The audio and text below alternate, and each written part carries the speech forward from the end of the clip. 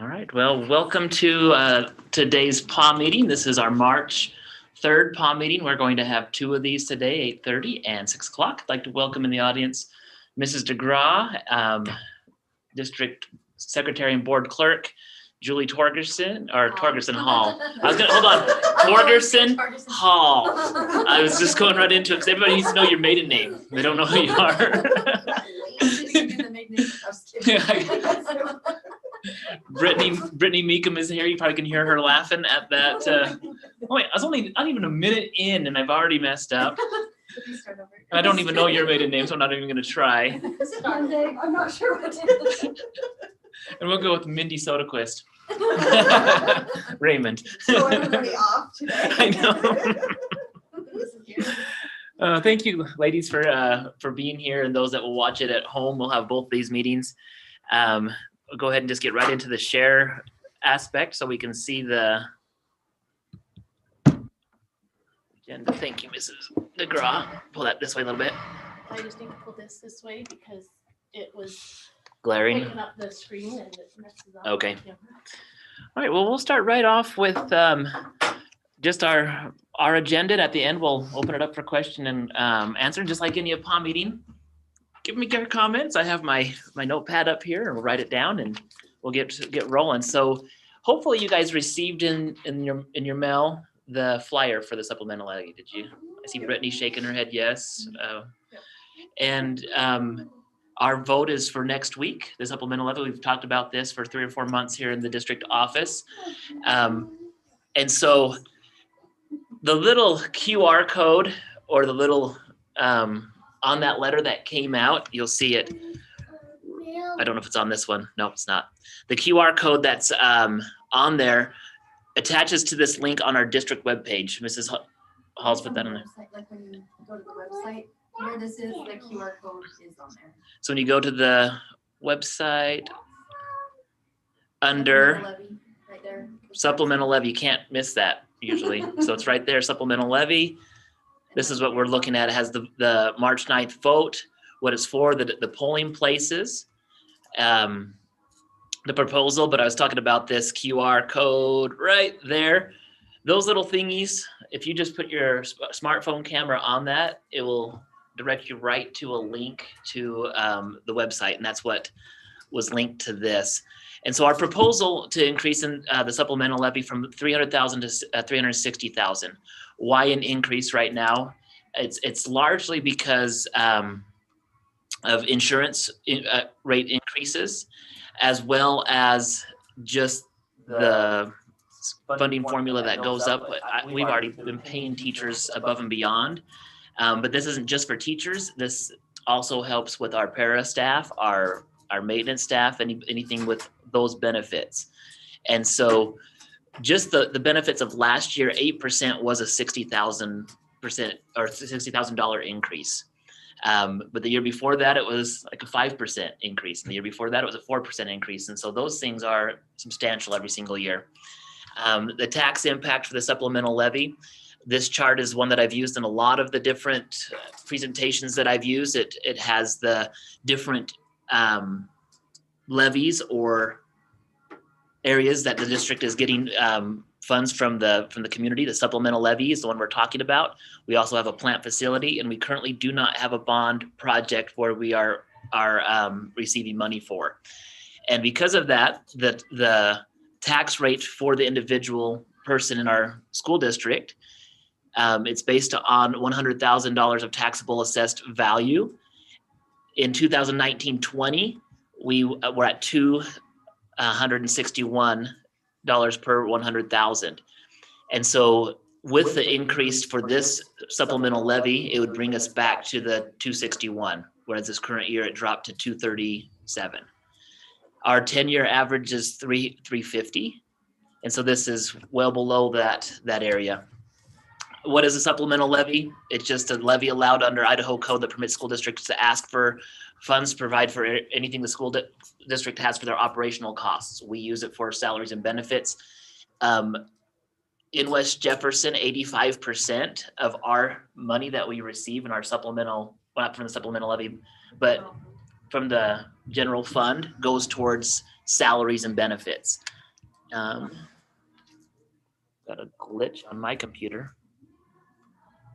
This one is my computer this time. The history of our supplemental levy. This was what was explained to me in 2012 as a recommendation from the community to try to keep teachers here. This was one that the community said, we want to have a supplemental levy. It'd been nice to be able to always keep things at that exact level and never change, but inflation happens, changes happen, and we have not been able to continue to receive that same type of increase from the state. Like, even if you're listening right now, they're saying we're going to start funding the top tier of the salary schedule. That's only allows $52,000 for a reimbursement for a teacher, and we're paying teachers above and beyond that to even compete with any of the districts in Idaho Falls. And so we've really benefited from the supplemental levy. You can see the different elections. There was a lot of community support for those, and we're hoping for that to continue next week on the 9th. So, ladies, questions? I don't know if there was anything unclear on that. Nothing? We're quiet today? Okay. No? We did get a call from the polling places asking us to remind patrons to bring their photo ID when they go to vote. Okay, that's good. So please bring your photo ID when you go vote. We will send out some more reminders to the students and our social media prior to next week. So that's our supplemental levy portion. 1.2, our student cell phone procedures. I've had a lot of support from this, but it was also something that weighed very heavily on my mind. This was sent out via Ed Leo last week after our board meeting. This is just the letter that went through Ed Leo, so nothing new. Just wanted to bring it up in case there was any feedback. Initially, I was anticipating a little bit more resistance from parents, but I haven't. And I've been so grateful for that, because I really feel this is what our kids need, to have a separation between cell phone and here at school. And this isn't because I'm not saying I don't trust your kids. It's just that not just this year, it wasn't one incident that said, okay, I've got to make a change, but it's just been observations that I've had in the elementary, junior high levels. I've been on a couple field trips. I've been to different areas as I walk through, and almost every single major discipline infraction over the last couple of years had a cell phone connected to it. And that was all the way through, whether it was potential bullying, whether it was harassment, whether it was inappropriate content. Those are things that have been weighing on my mind. And really what it comes down to, my job is to protect the, what's the right way to say this? Is to protect the kids' learning environment. It's not to be a place of entertainment for them. Like, that, end of story. And if, like I said, I haven't had one parent call and complain. I had parents say it would be inconvenient, but this stemmed from last PAW meeting. The ladies that are here, we talked about that here, and some of the parents said, well, that's going to be inconvenient for me because I'm accustomed to texting my kids during school. And, but I'm okay with that. That's something that we'll still work with. So I don't know, the first week you guys have kids in junior high, elementary. I don't know. You don't have to admit whether they have phones or not, but tell me your thoughts or anything that you've heard from others on this. I really appreciate it. My kids don't have phones, but they've come home more than once saying that, oh, so-and-so brought their phone in class and it caused disruption because the teacher had to stop it. Or there's kids in my daughter's class that only bring the cell phones out when there's a sub, and the sub's not quite sure what to do about it. So it's kind of nice that we have a overall. Yeah, now I'm interested to see how tomorrow's field trip goes, because that was the place I was seeing cell phones the most, especially with the 5th and 6th field trip. The last time I was on the 5th grade bus, and I couldn't believe how many kids had A, cell phones, and B, smartphones, and how many TikTok videos were being broadcast on the bus. Yeah. And our regular bus is going to be a very difficult thing to monitor. Field trips should be easier for us to monitor because we have adults and teachers that are on there. On our regular route buses, our bus drivers can say, please put them away, but they also have to keep their eyes on the road. Right. On that one. I don't know. Thoughts, Brittany? My child doesn't have a phone either, so we were kind of unaffected in that way. It was just like, okay, that's fine. But I did get the message that went out. I got notifications via Leo. I got the email. All of it came through, so I was well aware of it. I was at the meeting. My only question was, is there a reason we only decided to go K through 8? Initially, I thought I had maybe misheard, maybe even, I don't know. Originally, maybe we talked about doing high school as well, so I was just curious. That's a good question, and that's one that I looked at. Part of it is I need to start off in a manageable area to see like what can I really control? What can we really do? And the K through 8 format allows us to do that. High school gets a little bit more tricky where we have open campus at lunchtime. Like, when do you do it? When do you not? And so as I look at that, the two policies and guidelines that I shared on this, 3264, I sent this out to teachers in an email, teachers and staff, with other directives for me, where it says personal electronic communication devices are not to be used during class or instructional time unless directed by the teacher. And so I was bringing that up, and our administration is going to follow up with our high school. We need to win back the classroom. If you want us to call it a battle, we need to win it back and say, this is under the direction of me as a teacher. And if it's coming out before I say, hey, pull your phones out and do what you want, which is ridiculous. Like, you say that and I'm like, wow, this, like, never would be like, hey, why don't you just go watch YouTube videos or become distracted away from what we just barely taught you. But I want our teachers, and we're going to move in that direction, to focus in on the policy 3264. 3270P is what really made me jump with our younger kids, is that they really shouldn't be using any data from home while they're here at school. I know that still applies for high school, but I'm still not quite sure where we give them driver's licenses and they can leave. It's also a transition to see. At this time, I'm not considering it, but I'm observing it. If that makes sense, I'm observing to see what are we needing to do. Were there less maybe cases too in the high school of phone abuse as far as the harassment and things like that? The disciplinary for the junior high is a little bit different because I don't. That's a good question, and I can't go into details on the disciplinary things that I know about. They're similar, but they're different, and part of it is because the kids are teenagers and they're older and they're in their cars. Some of the things that happened with the high school, it's hard to determine what did it happen on campus or off campus. The issues with the junior high, elementary, it's like it's easy to decipher that it's happening here at the school. But that's a really good question, and it's a fair question. It's the same, and it's one that I asked myself on that. But just observing, if it becomes a problem, it'll definitely. And if it does, I'll probably need to get a little bit more input from parents, because that would be a spot where we could have a complete revolt on our hands, where kids are. Well, to do it, you might have to change to close campus. Like, there's more things to look at in order to make it work there. Yeah. Okay. So when I was in high school, and I know cell phones weren't a big thing yet, but cell phones were a coming thing. Yeah. And teachers had their foot down. They said, hey, there are no cell phones in my classroom. If I see it, it goes away. You may have them in your locker, but they're not to be out. Does that make sense? Yeah. And if we went on campus, we could do whatever we wanted. But when we were in classroom, in the school, they weren't to be seen. And I think that's a good policy. I was telling my son the other day, even in college, when I was in college, my teachers were like, if you have a phone out in class, it's gone. Because that was that teacher's policy.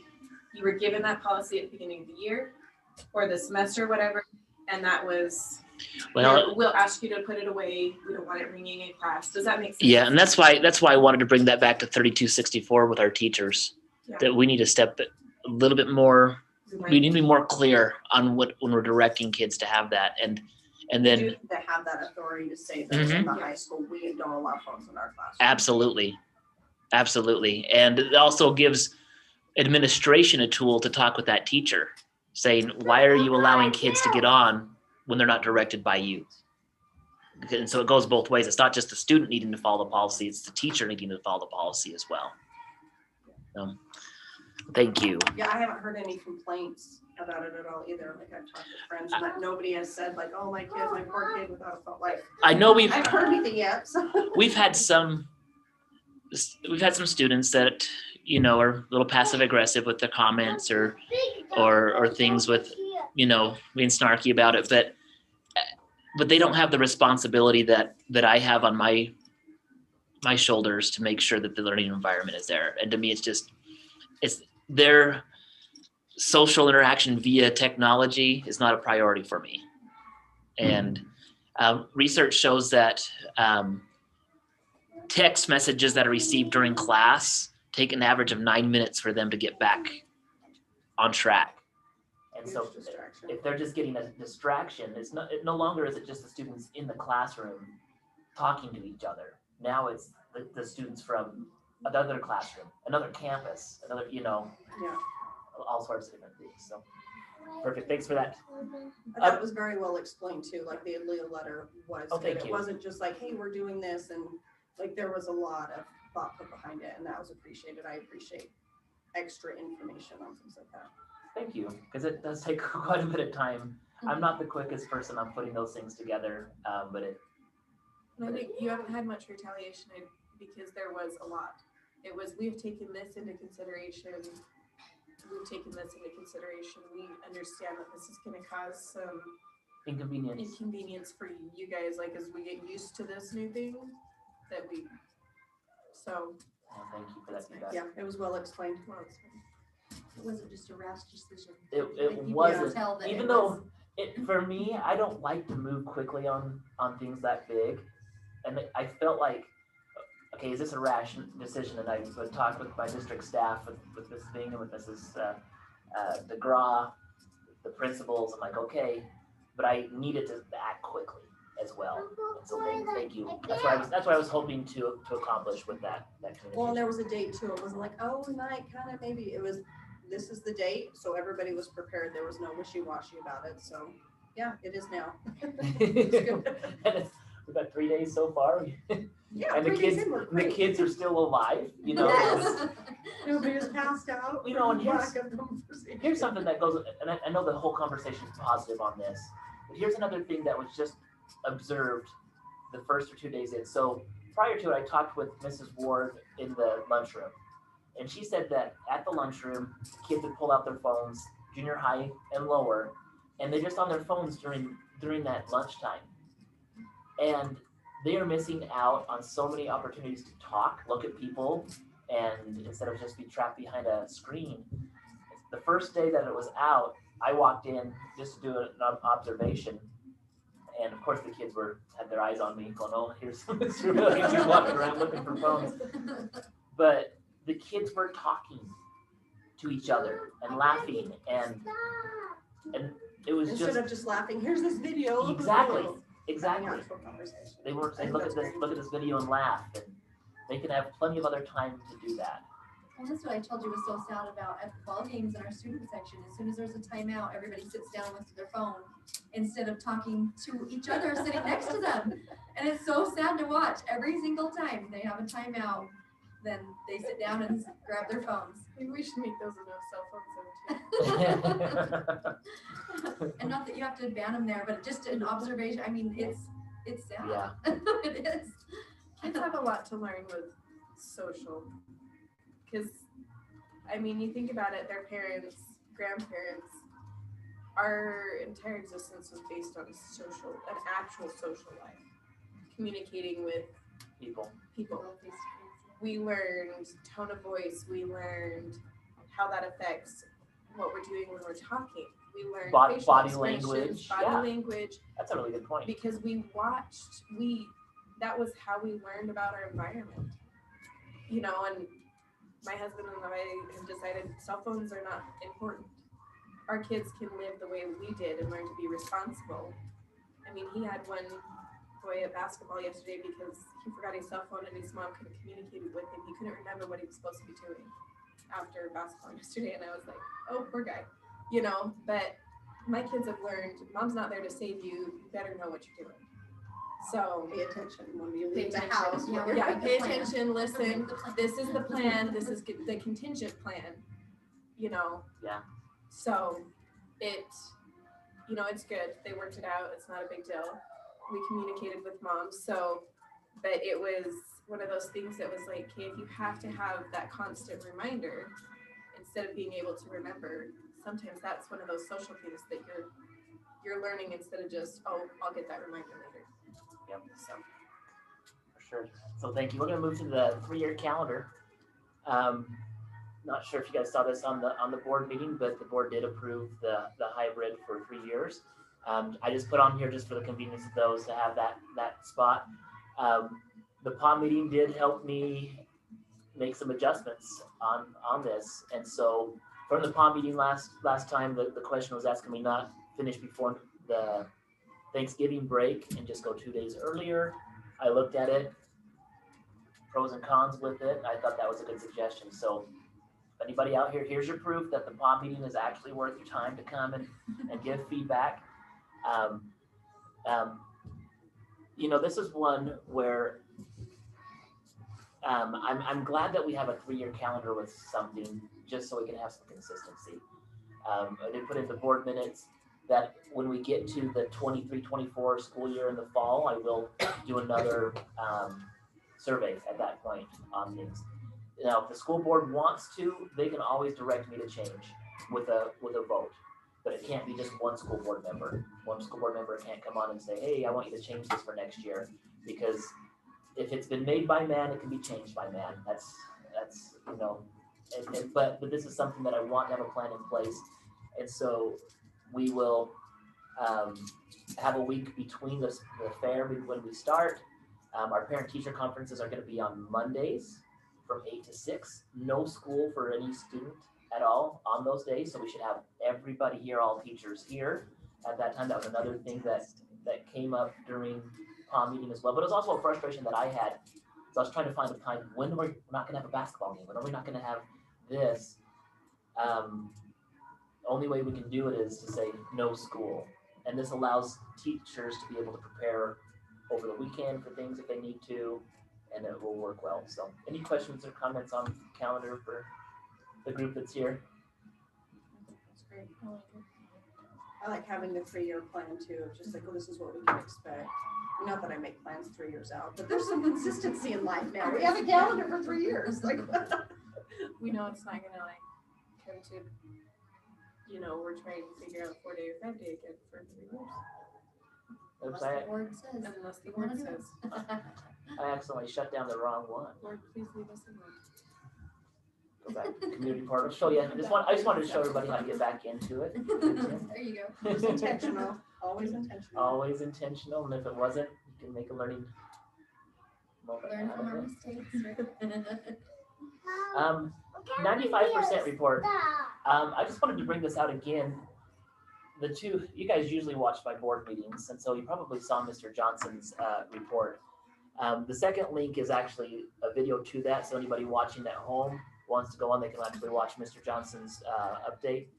But really, this was an exciting presentation from our board meeting, and I want this to get out because right now,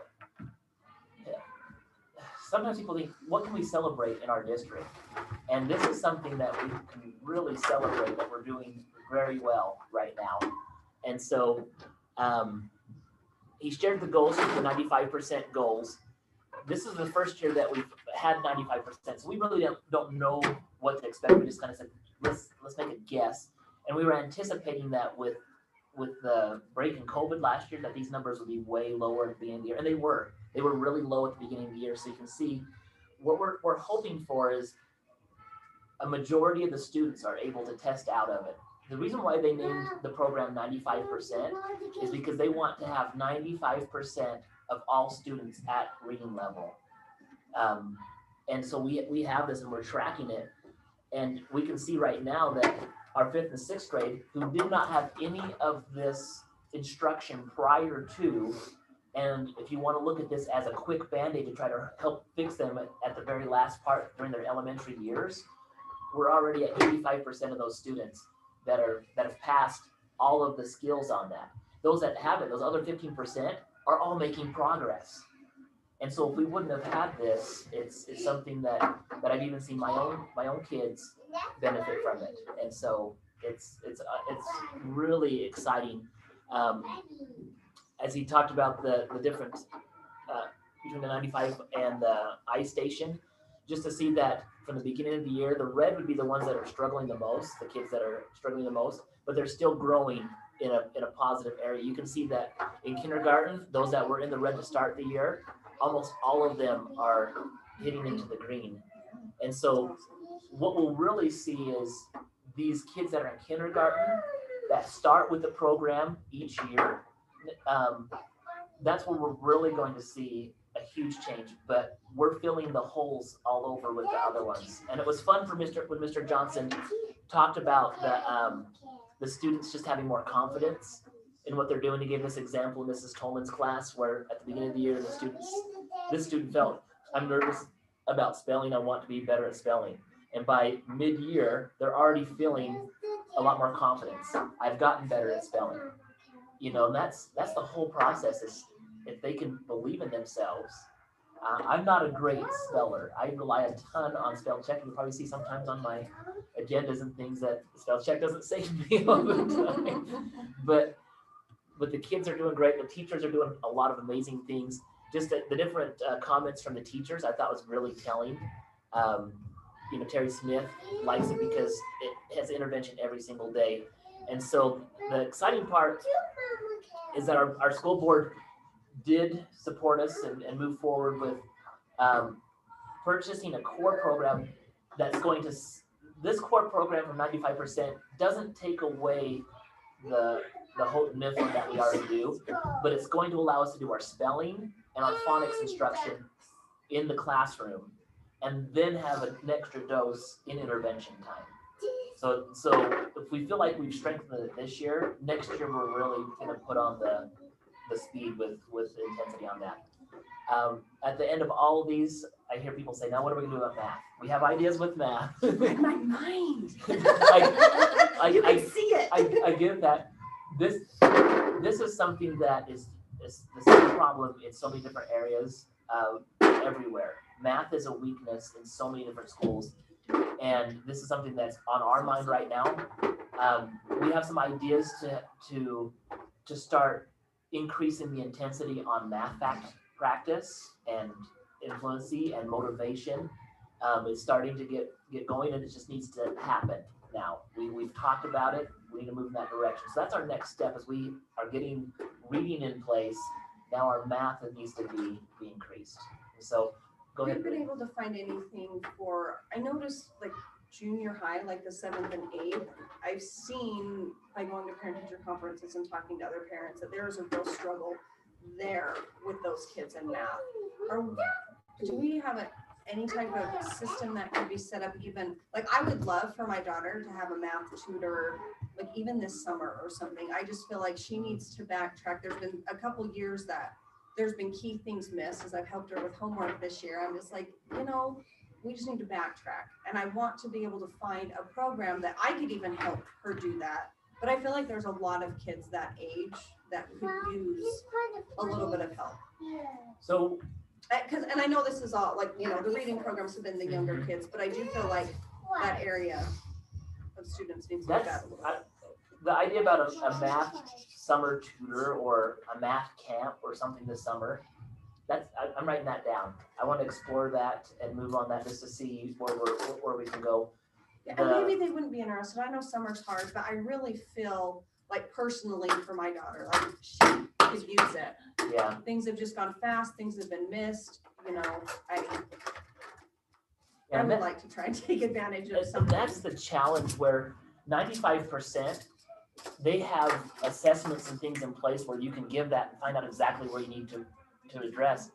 Math, we don't have that tool right now. Yeah, that's why I feel like it's like, We- we need to start back we to times don't. tables maybe. I don't know, because where was the miss? I'm not sure. And that's where as I'm looking at the elementary, I know it's hard to fill the hole all the way up, but we have to start somewhere. We have to start moving and going on this. I Yeah. totally agree with you. So I have a comment on that. Yeah. I've been subbing in the lower grades. And I think I have an idea of where the hole is at. Okay. So I don't want to diss Common Core because it has some really great things. But they're teaching too much at once. They're teaching algebra in 1st, 2nd, 3rd grade when they're trying to learn math facts as well, and they're trying to just comprehend what's going on. They're teaching algebra per se all the way from 1st grade clear up through junior high. But some of them are missing those math facts because in Common Core they're teaching them to split the numbers instead of the whole number clear up to the number 12. So they're teaching them how to split 8 into 2 and 2 into 2, and then you multiply those by split a different number into smaller numbers. So they really only get math facts, real actual math facts from maybe number 1 through 5. Does that make sense? So, and this is just talking from a mom's standpoint. I have no education in the education system per se, but I wondered why my oldest struggled with it. And it's because they're trying to teach these math facts, but then Common Core, their curriculum, their books, their actual workbooks are teaching them, well, instead of knowing the math fact, just split it into 3 different numbers. So there's a funky little thing going on there. I see what you're saying, and I've kind of And observed it's that as well. Confusing. It's confusing. So I think in education, it's been described as there's a pendulum, and it swings. And even in the history of the last 30 or 40 years in reading, that pendulum has swung between phonics to whole word or whole language, that kids just learn how to do it by looking at it. And I believe that the pendulum has swung in math to let's help them think of these strategies, which I've taken those classes and I can see the logic behind it. But I think what's happened is we've missed that in the intermediate. We just went too We far. swung too far too fast. Yes, we kind of all had to jump in all at once. Okay, Mrs. DeGrom? Okay, I think we're good. I had an echo going on here. But Saying to back it up, like the Common Core way works for a lot of kids, but the other way works for a lot of kids too. And so the ones that maybe process the other way better, I think that's where my daughter was at. She Right. missed because she processed the other way better. She didn't quite get the Common Core way. yeah. And so, yeah. She would have been. This It was like 1st grade. Yeah, it was like, that was when it right started, so. It'd be interesting to know throughout, our state and then whoever else is doing Common Core, what they have found so far with kids as they've gotten older, to junior high age, what the data shows. It would be interesting to know what the data shows within Common Core for the last 6 years. I don't have, like I said, it's a great program and it works really well for some kids and for some it's just confusing because when you start putting a blank in there, like an algebra blank or an X or whatever, they're not using a number, they're putting a blank in there and they're saying something plus 5 equals something else. That blank is Because they're used to breaking down. because they're used to I almost wonder, I agree 100% with you. When I give that example of the whole language versus phonics instruction, does that resonate? Does that make sense to you a little bit? So, You could explain it for listeners. whole language instruction basically means let's just introduce kids to reading. Make sure they get read a lot of books and they can see it. kids are gonna look at words, they're gonna memorize them, and they're just gonna, know. they just know how to do it, and boom, they're gonna be readers. doesn't work for all kids. That research over time has shown that it doesn't work for those that struggle. You're gonna have a percentage of kids that just know how to read, regardless of who their teacher is. They just figure out how to read. And then you're gonna have a chunk of kids that have to have it taught explicitly and have a lot of practice, and that's where the 95% make sure that all those holes are filled. But the thing about that they found with whole reading is some kids will get up to 3rd and 4th grade, and then their holes develop in reading. I almost feel like what Mindy's talking about with Common Core. I'm not an anti-Common Core, because I think it has some good things with it. That it almost is like the whole language of math, and that it's saying, okay, this is what we're going to do, without having that systematic instruction that needs to be there at the lower ages. That's what I'm seeing, and that's what I know we need to fix. Well, and you can teach them, back in my day, which doesn't seem so long ago to me, but sometimes my kids say, well, we learned addition, we learned then subtraction, and then we learned multiplication, and we learned math facts in each one that would help us through that. And then when we got older, we could split them apart, as we got to doing the bigger numbers, whatever. But we learned something. When we got done learning that, and then learned the other one to go with it. So you learn addition, you learn subtraction, then you can learn to fill in the holes. Yeah. You can learn to fill that gap. Okay, what plus this equals this. You don't have to come up with a math fact on your own to do that, because you had those math facts taught to you. Does that make sense? They do, but the spot where this is where I feel that philosophy has credibility, and is by that time you should be able to start knowing why you're using the math. Right. And that's where, if you're only memorizing the rote memorization, then you stick with that. And that's what I did in high school, is I just memorized, this is the equation. I don't know why it's the equation, but when I see this, I do this. And that's why I finished my math classes, I completed them, and I can apply a large majority of the things in my advanced math classes that I learned. So that's right. That's the hope and goal of it. But I agree with your observation. Well, And the marriage between Common Core and other ways of math are not great. They're not. We need to They're find a not place. mingling with each other. We need to find a place where that pendulum meets a sweet spot. Yeah, that, hey, here's this way to do it and this way, and they're both okay, not this is the only way. Because I feel like some students feel like this is the only way I can do this, and that's not really fair if that's not the way that they're comprehending well, it. I'll have my kids come home and they'll be like, no, the teacher said we can't do it that way, or we have to show X number work. And I'm like, but we didn't get the answer that way. Because sometimes I can teach them a different way that helps them understand it, but it's not the way the teacher wants them to show it. So I don't know how to tell the teacher, hey, they did the work, they just got it a completely different way. Or how do they put what's in their brain? Because I have, in a couple areas, my kids can do it in their head and they just want to write the answer down. How do we take it from that brain right onto the piece of paper? You almost need like some translate from their brain.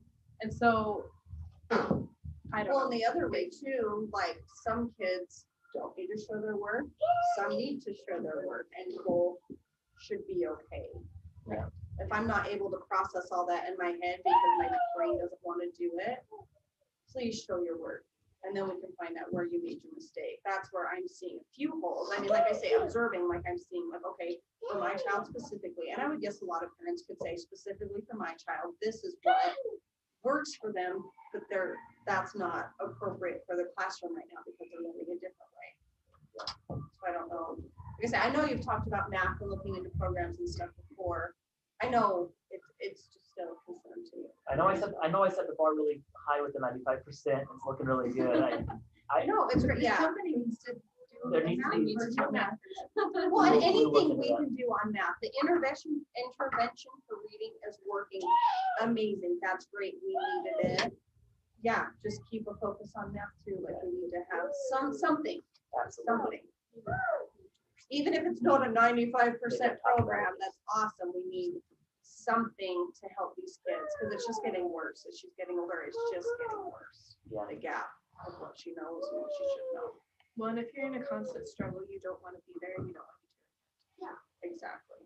That's been hard too. And like I said, I feel like a lot of the high school, I mean, some of them have crappy attitudes anyway. But then when they're like, oh, I don't, you know, and Well, they don't have the fun of just what they want to do, and they just think they suck at math, and that's the end of it. yeah, and they're just kind of scraping by, I feel like, too, like, well, I'm getting a C, that's good enough now. I'm like, well, you didn't normally get C's. You know, not that grades are the most important, but it's clear that. And motivation has a lot to do with it. We have a lot of students who are doing well. We do. We have a lot of students that are working hard and learning and with their grades. We have some that are struggling, but it's not just because of the academics. It's not just because, you know, there's a lot of different things that come into play with that.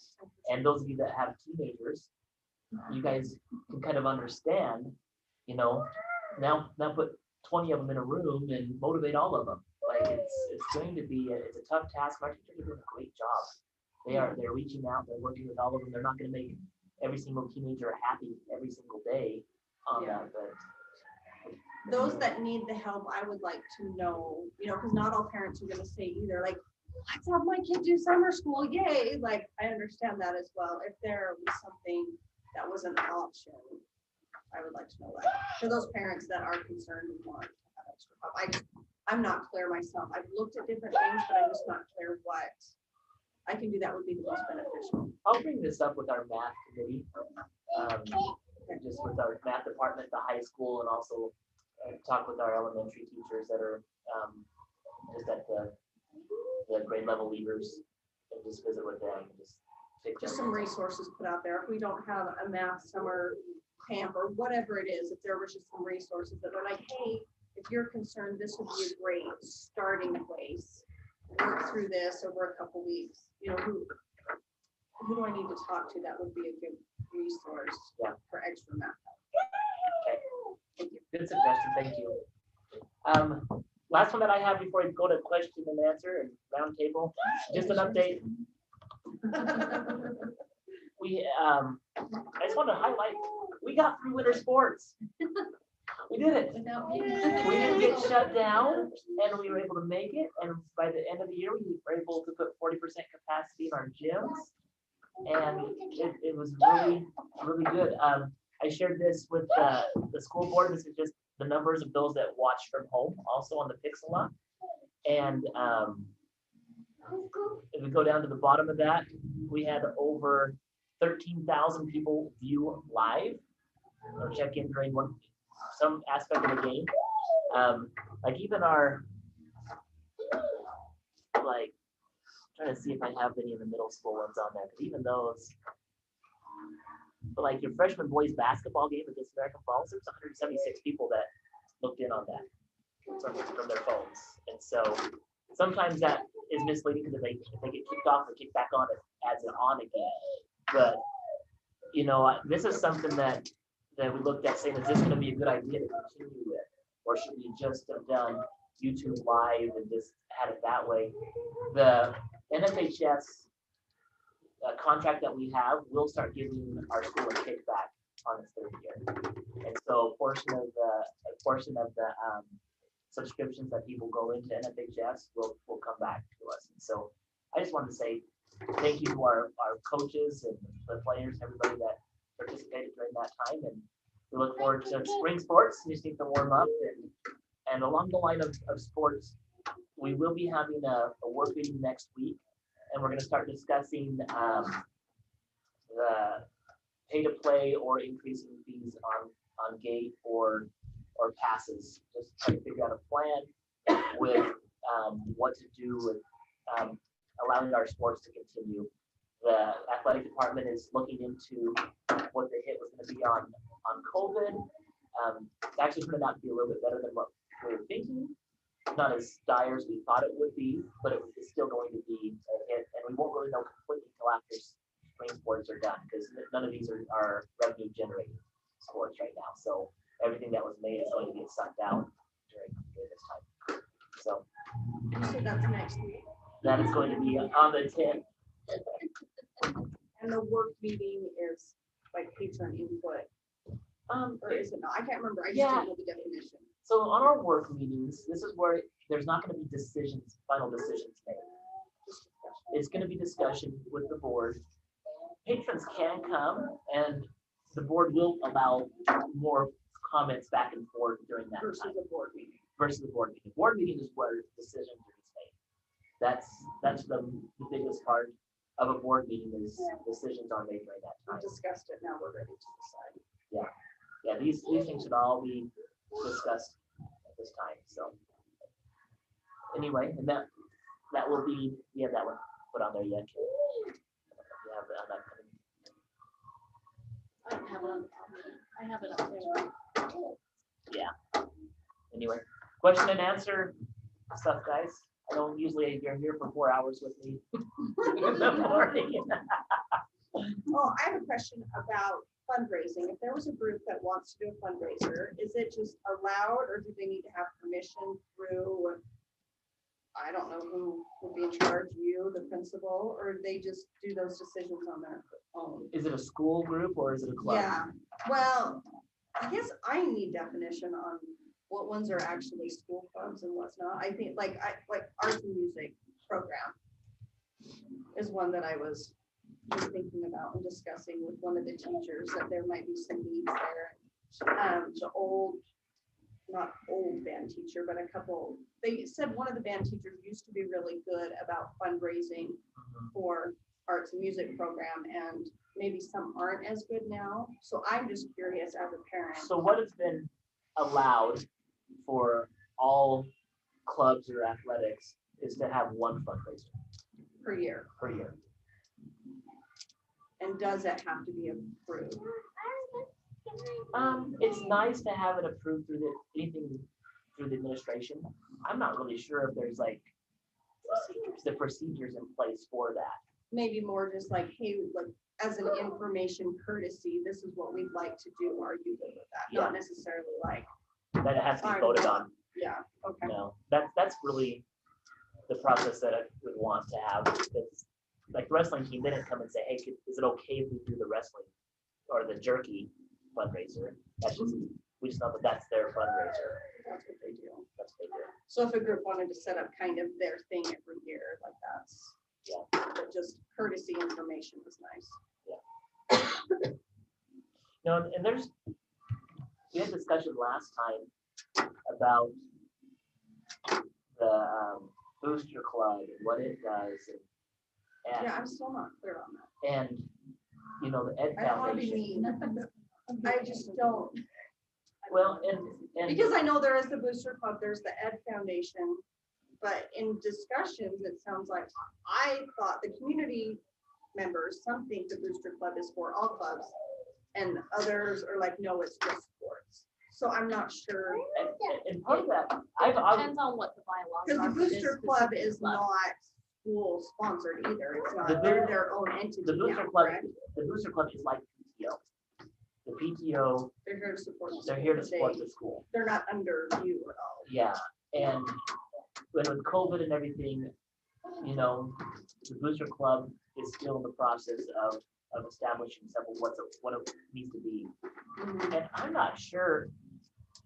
My understanding is that a Booster Club is usually for athletics, and an Ed Foundation would be for others. But I could be convinced otherwise if the group on the Booster Club wanted to say, let's do this for all clubs. I know other schools do it differently. Some of them have it just for athletics. Some have one main Booster Club for all of them, and they divvy it all out. Some schools have a Booster Club for football, a Booster Club for basketball, a Booster Club, which is a lot for a small Yeah. school. And I'm almost wondering, I don't know, I was gonna talk today at 3:45, we have our Ed Foundation meeting where the teachers will be able to come in and we're gonna discuss the fundraiser for Ed Foundation. I almost wonder if there wouldn't be a way to have like two big fundraisers that you combine boosters and Ed Foundation together. Like, I'll just give an example, because I gotta be careful as superintendent, but like the gun raffle a couple years ago. if the Booster Club and Ed Foundation did that together, they could combine their efforts and split it 50-50. If they did another fundraiser, like a hay fundraiser or a car wash or something like that, it could bring a lot more in and split it 50-50. And then that would make it so you don't have people working on the Booster Club, people working on Ed Foundation, when really it goes to support kids, to supplement kids' things, whether it's supplementing their activities with athletics or clubs, you know, if that's what the group wanted to do, or possibly classroom activities like field trips and such. You know, because that's where, like a band field trip would probably fall somewhere in the middle between, is it a Booster Club or is it an Ed Foundation? And Well, and that was one conversation that I had, is if there's this thing that we want, who do we go to ask for, you know, an Ed Foundation, I always saw that as more the educational, the teachers, their classroom, you know, scholar type things, and then, yeah, I saw Booster Sports too, so I just want to help somebody. Yeah. Well, I think everybody does. I think everybody, even if the different opinions, everybody has the desire to help. I just think we haven't organized it in a way where everybody was clear to say, this is how you help, this is what it looks like.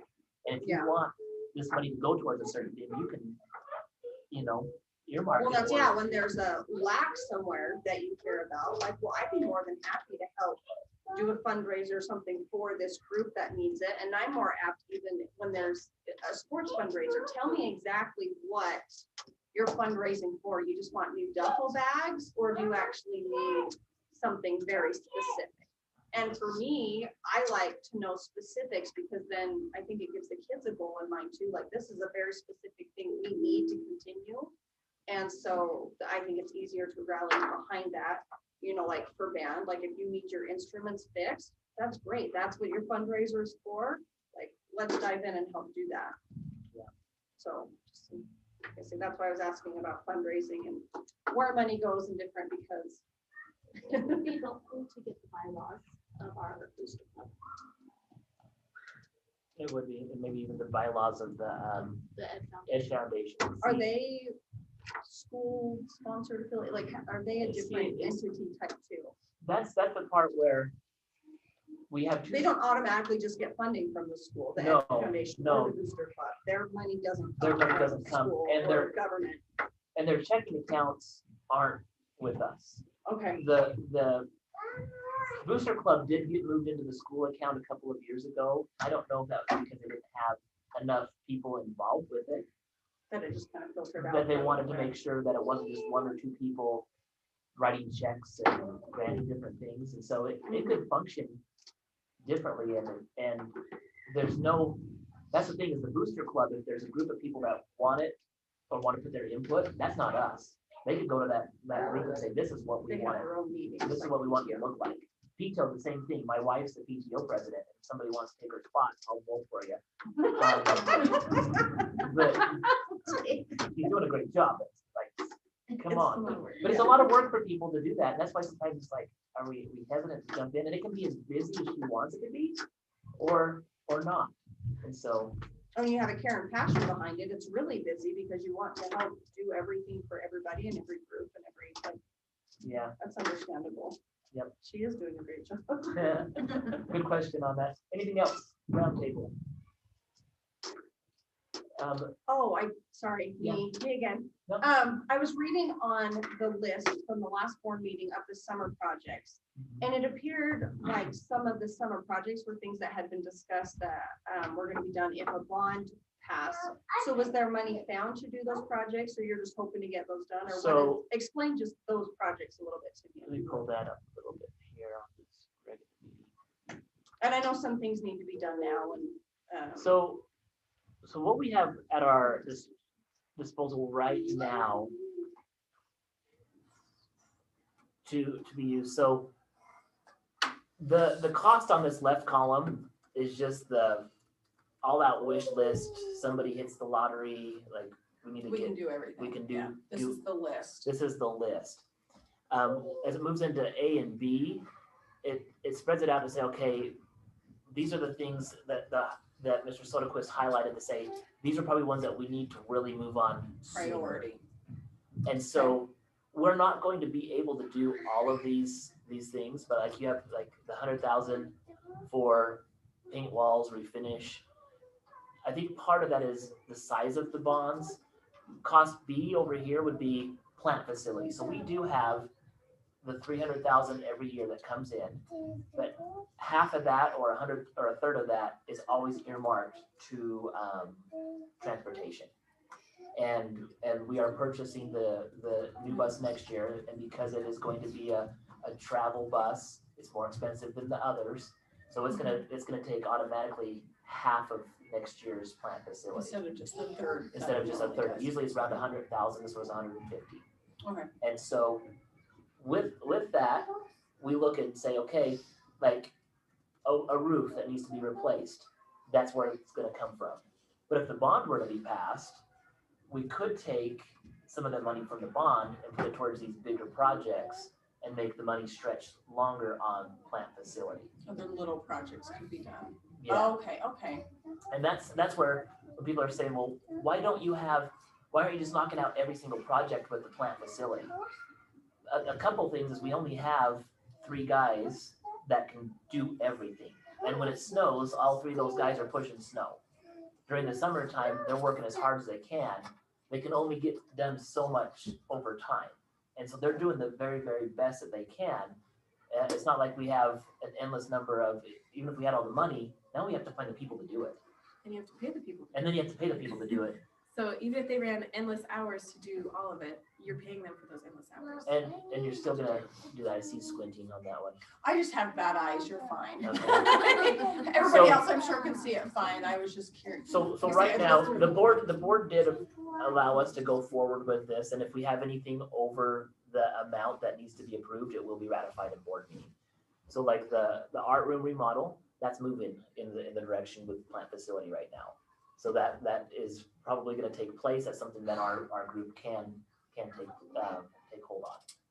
And So like the roofs necessarily being on here, like priority, but if the bond passes, the money from the bond could cover roofs. yeah, hopefully. like the high school main roof, that's the main roof over the high school, that's Mhm. probably a bond. Or. Even though it's on the summer project list. Okay, I was just Yeah. trying to, I'm like, well, if there was money somewhere and now they're doing it, Yeah, the summer project list is more of, these are the things we need to do or like to do. But then we're not gonna get to all of them. okay, and the money's not there. The money's not there. Okay, okay. So there's, That's what I was curious on. I noticed last night too, you were talking to Amanda in the auditorium. Yeah. Is the auditorium for bond what are some plans there? And thought, has there been any discussion other than just like, surprise, I saw you talking last night. I was guessing you were talking about. I was watching you. every time we've had a bond discussion, I've talked with Amanda to see what do we need.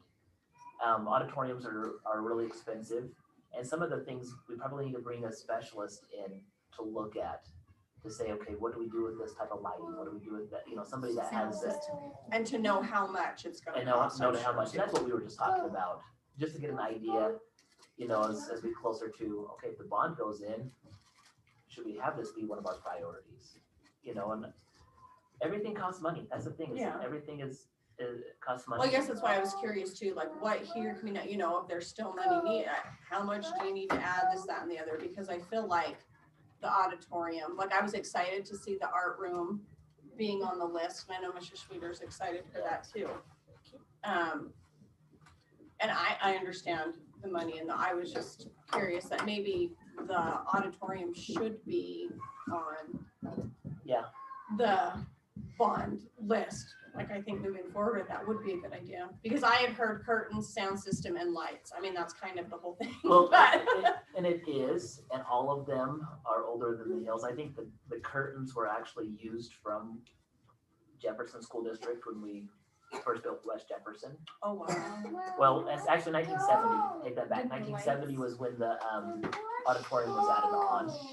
And so those were used from there. The lights were also taken from an older auditorium from Jefferson and moved out to the country school.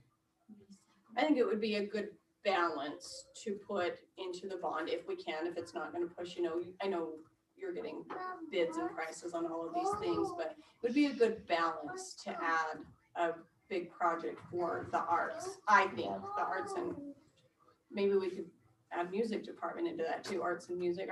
Does arts include music, or is it okay to say arts and music? So that would be called the Fine Arts Department.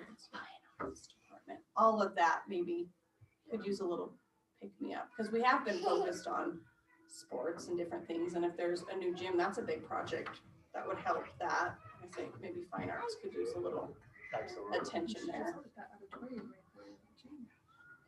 Put the auditorium in place of the new gym. Put an auditorium right there next to the science.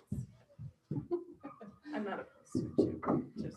No, that's the idea though. I mean, if the cost came down to it of replacing everything and reworking everything, and it's the same, or maybe less of a cost to, And I don't know. that's, What would you do with the old?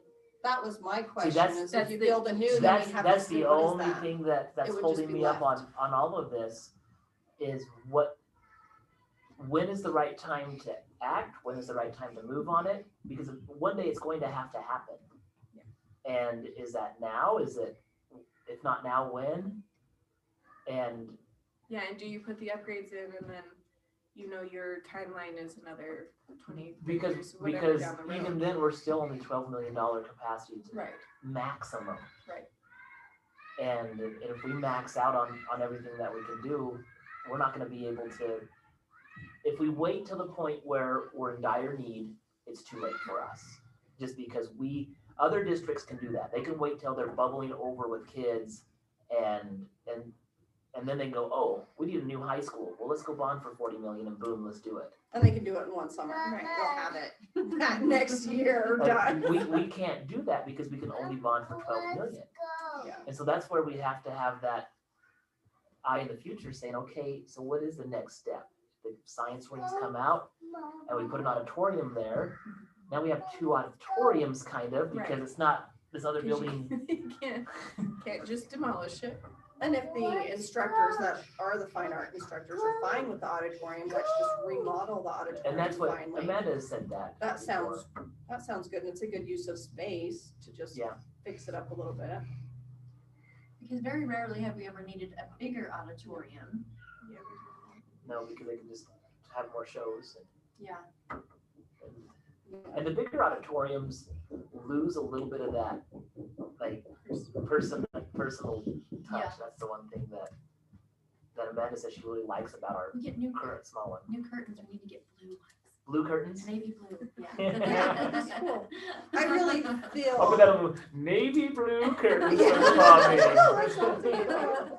yeah, I feel like it would be a good thing to look into. Like I say, I know it all comes down to the money but I think that would be a high priority project for the community. And getting support for that, I don't think would be as hard as maybe we think it is. So. Good question.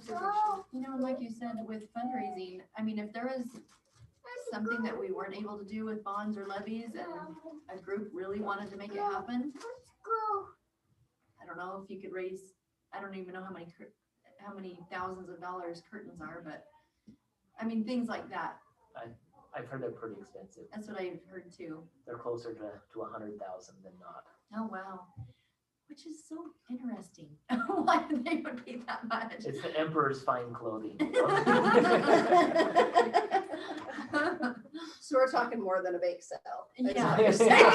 I'm talking like 25,000. A little bit. Are there's probably grants for fine arts and They're stuff probably, too. yeah. I was just thinking back when they did the playground. I wasn't heavily involved. I was pretty new when that was going on, but they raised quite a bit of money, but they applied for a lot of help for that too, correct? Yeah, just take somebody. It would that just had- take a group to rally around and decide this is a project we want to do and start working towards it.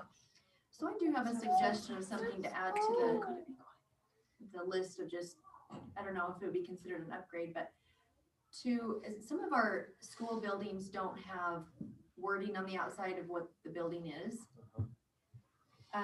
If this building said ALC, that would be nice. Or I've whatever you tried- wanna. For the 2 district years that I've office. worked in the job that I have, I've tried to get, because if you look West Jefferson School District, it will take you to the bus barn.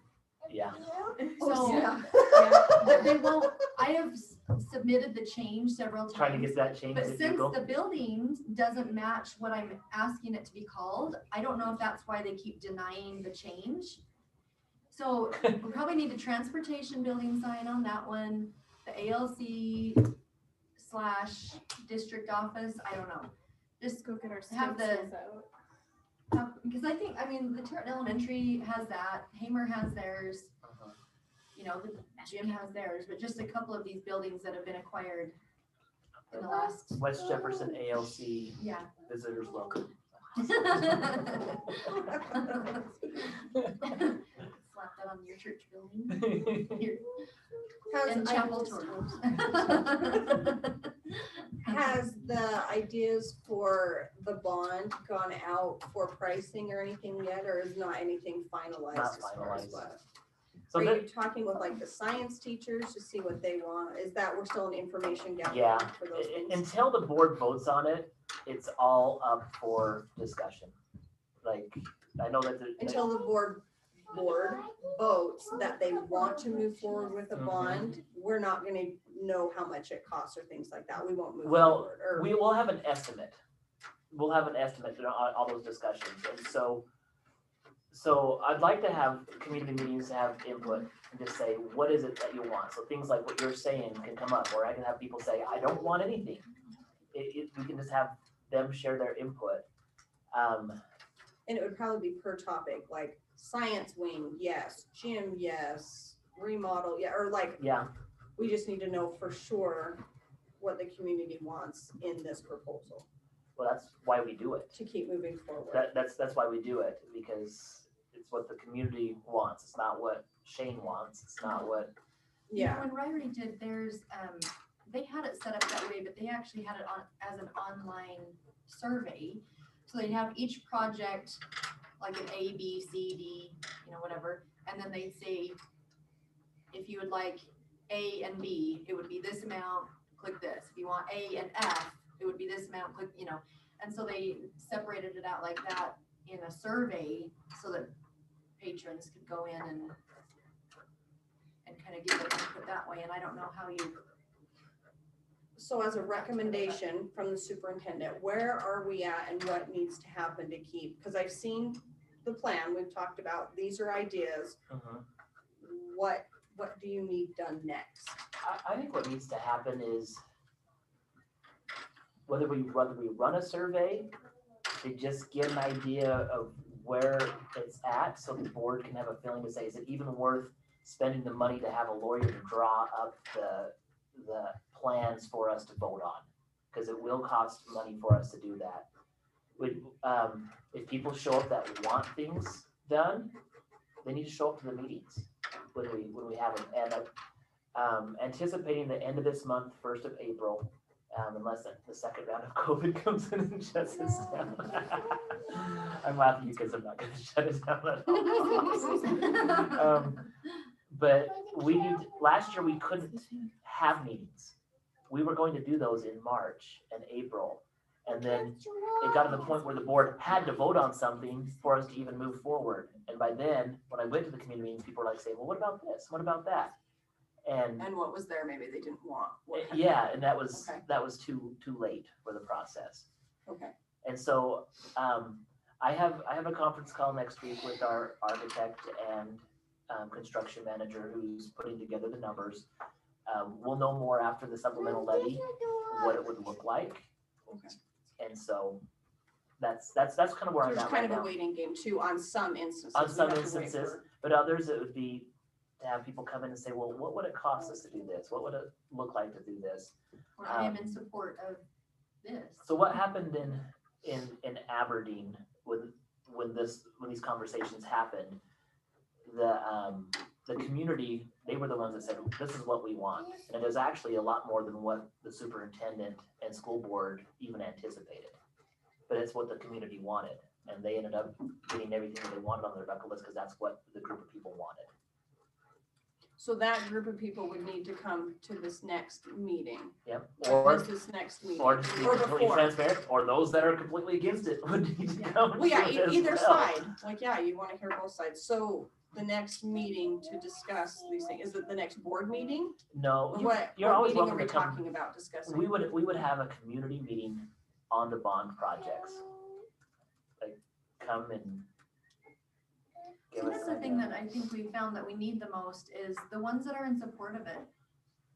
They just sit back and hope that it happens, but they're not voicing their opinion. They're not coming to the meetings. They're not letting their community members and the neighbors know, hey, let's do this. A lot of the ones that come to the meetings are the ones that are against stuff. So we need people that are coming, that are really excited about it. You know, one of the tasks that I have at the district office quite often is scheduling the ALC gym.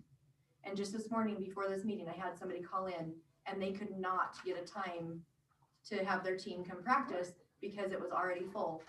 And I mean, if we had one more gym, I think it would relieve a lot of the angst of those coaches that are trying to get practice time.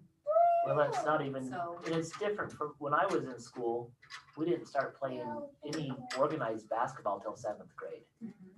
Like I remember we had one night in 6th grade where somebody rounded up a key to the gym, and I thought, I was like, oh my gosh, I'm on the big gym floor. But that was back then. Now we have kids in kindergarten and 1st grade playing all the way up, boys and girls. And we also have clubs right now. So you're looking right now saying, oh, we should be done with it. We have club volleyball that's looking for places to practice.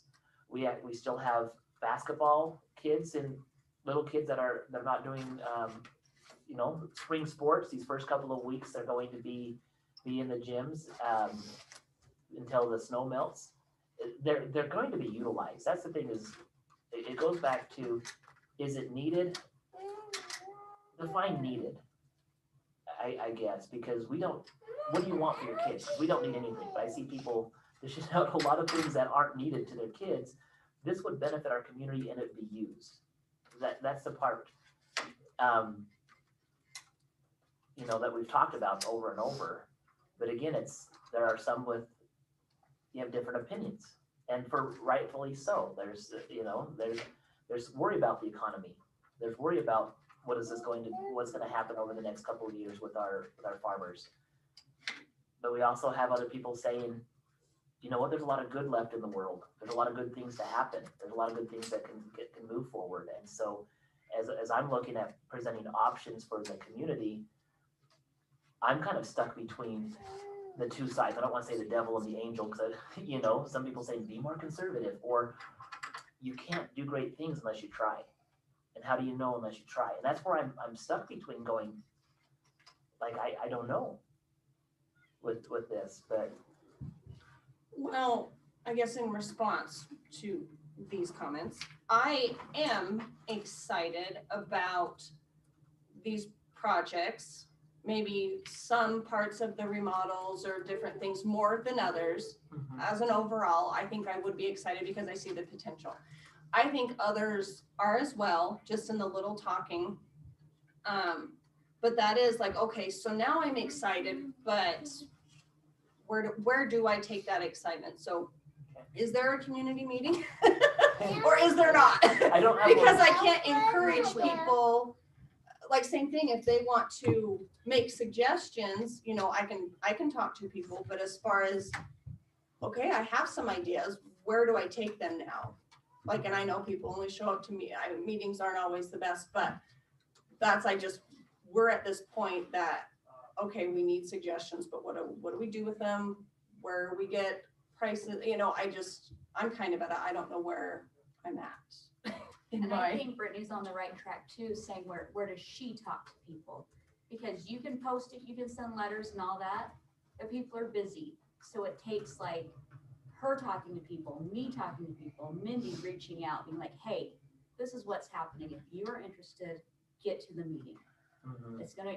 And this is what will be at the meeting, not just like, hey, we're going to tell you what's happening. This is a discussion. Bring your thoughts, ideas. If you don't want a bond, bring those thoughts, ideas. Tell us why. So there's but if there's nothing to, Yeah, and if you don't care, then push this towards, and I'm like, well, yeah, you have my support, but I don't know what to do with this support at this point.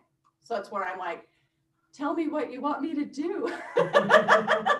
Or what I can help do. Let me get these meetings scheduled. I think it would be helpful to have them in the different locations. So we'll have one in Hamer, one in Territon, one in Montague.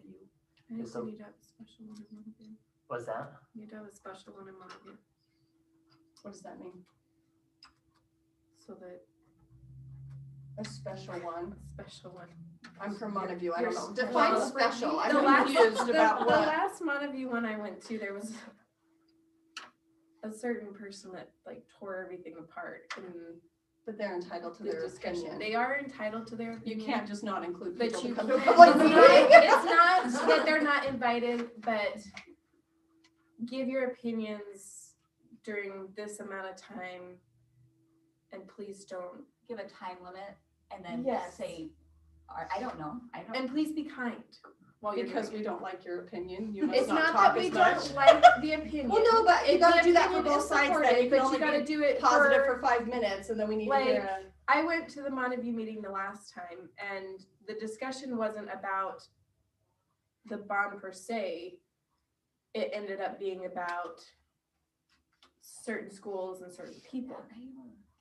Does that make sense? So we need to have a special meeting for Hamer too, is that what you're Well, saying? I mean, like, we I can't choose- really. Well, She's saying figure out a way I'm to saying organize figure out all a the way to meetings, organize maybe. it maybe. I mean, or if that person know. has those feelings and they need to come out the way they did, can she do it? I think things could be same for Does that make each sense? meeting though, there was They probably can do certain the people same for in each meeting, but can we have rules like that? Or can, you know, those people that have those really, really strong opinions that don't, I don't. can They they, need to stick to Pass an around agenda. the yeah, talking come to stick, it? and if they don't have that talking stick, they zip it. Yeah, something like that. This is, I don't know, it was hard to sit this there is not and the type of take- public meeting that I'm gonna support, like, that's Right. really rude to say. Yeah. Like, No. really, that you can't, I understand we all, but We to need just to call have out it. one person is kind of rough. Well, because I'm there's just saying. a lot of you strong have those opinionated at people. Each one, but that particular meeting that last time, it was really hard to sit there and not be like, hey, where did our kindness go? You know, where did our community go? I felt really ashamed. Well, the part about that is it's okay to have comments and things, but, and you might be referring to, because it had the perception that it was turned personal. It did have that perception, very much so. There's been meetings here that have been turned that way too, Yes. so I don't think it's just. Yeah, it's not, But like, I mean, can we, if those people have that strong of an opinion, can we not like make a whole meeting turned that way? so if I hear what you're saying is, maybe we need to have a time limit on something. A time limit, Or just, And was it off, maybe- was it off topic? But, it I mean, was do they need to stick to an started, agenda it or? started on topic and then it kind of went, Why can't we Nuts just after have, that. I'm assuming like you'd be in If charge we of it, had a why can't time we just limit have you on be it- like, hey, let's get back to this. if we had a time limit on it, it might have not gotten off track as much. Like if there was, you have X number of minutes, but we all know that some comments just don't stay within that either. So I understand that, but, and maybe, I don't know, maybe it's just time limits, but I felt Here's what I, like the meetings, I- yeah, I don't know. I didn't get to attend the other ones. I so. remember that meeting, and I was okay with how it transpired. I was okay with that. Because just because somebody has a strong opinion, sometimes that opinion confirms the opposite view to a lot of other people. Right, well, I And- understand that. And so if they're presenting it in a certain way, some people are going to agree with that regardless, and others are gonna disagree. I don't think that was the reason why the bond failed. I'm not saying that's the reason the bond failed. Because really, historically, the vote came out almost historically accurate to how Montague generally votes on bonds. No, I understand so- that. I just, I would I don't just know. say, yeah, just. we don't need to keep the meeting have in line. quite that. So like, you didn't love the feeling that was there when the I didn't. contention was around. it wasn't. Nobody loves that. Nobody. No, well, no, and I understand that there's gonna be tension, but it doesn't need to be maybe that way. Yeah. Does that make sense? It was really awful tension. And there's gonna be tension in anything we do. We just don't need it to be long drawn out tension. It can be short spurts from all sides instead of one big long speech about just one thing. Yeah. Does that make sense? I hear what you're saying. So if we can tailor all the meetings to that, or those people that have those big, long, drawn-out opinions, be able to voice them, but maybe not. I think one way to do that In is those- to start off with these are the norms of the meeting. This is how you, these are the ground rules with what to do. That'd probably be helpful. And then maybe figure out a way to keep them in check, because I know that there's not I don't know if I can, any ways. I don't know if I can guarantee to keep him in check. That's just part of the fun part about sitting in this chair.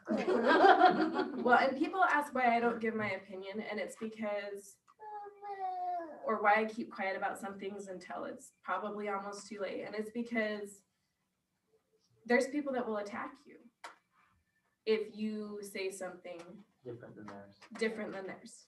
Mhm. And it's, you know, I don't want to be attacked, so I'm just not going to give my opinion. And that's, I think a lot of people are that way because you just don't want to have that Yeah. confrontation. But we definitely have to invite everybody, and Well, everybody's I gonna understand that. have the right to speak. But if you were to limit times and they were like, well, I have way more, Mhm. how are you gonna, Well, but by having those ground Do rules that. allows people to, does that make sense? Are you gonna have like a special time where they can come say, okay, hey, these were all my concerns, they didn't fit here? That's kind of what I meant by a special meeting, is can we, so that you get those little snippets, but if you had more to say, is there a time that they can do that, where it's not going to consume an entire meeting? I'll think through that.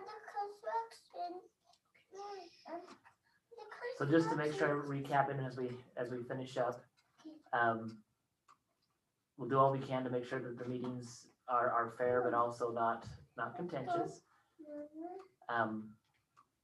Brittany, you're saying what can I do to help promote different things? I would like people's ideas to be heard. Like, Yeah. I hadn't thought about it before, about the auditorium being on the list, so when we were there last night, I was just like, hey, if we're, doing some big projects, this would be nice to have this on the list. So I think people would have those thoughts too, that there's a lot of other, oh, maybe this little spot, obviously, we probably can't do all of them, but it would be nice to get an idea. So maybe a survey before a community meeting. I don't know. The surveys seem to be well responded to, and those that care will take them. So maybe it's not saying, hey, superintendent, you can take your time and put together a survey, but maybe. I don't know, some people like always say, I didn't get it, so I don't understand.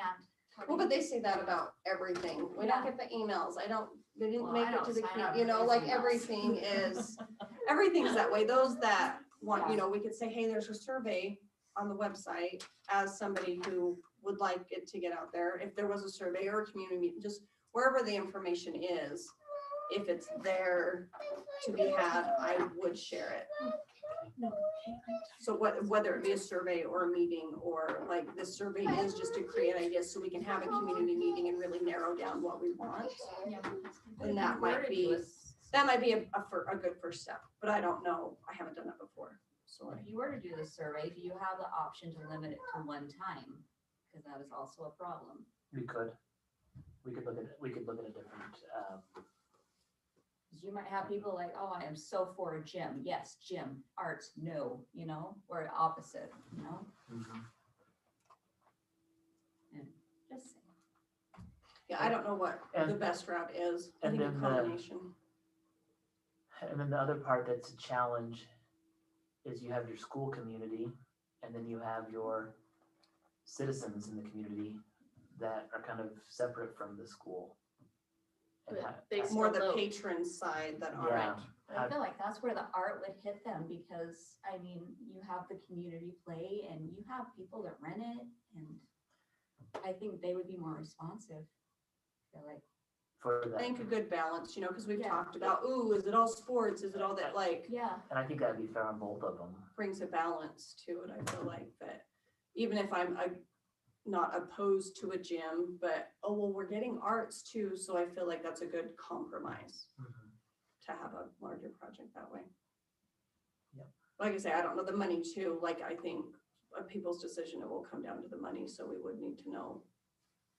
But also I can understand how the money is hard because just doing the science wing and the money without the gym, all of those things, auditoriums probably a little more self-contained. We would know how much that one project is, but we can't do the remodels on the science classrooms to regular classrooms if there's no science wing coming.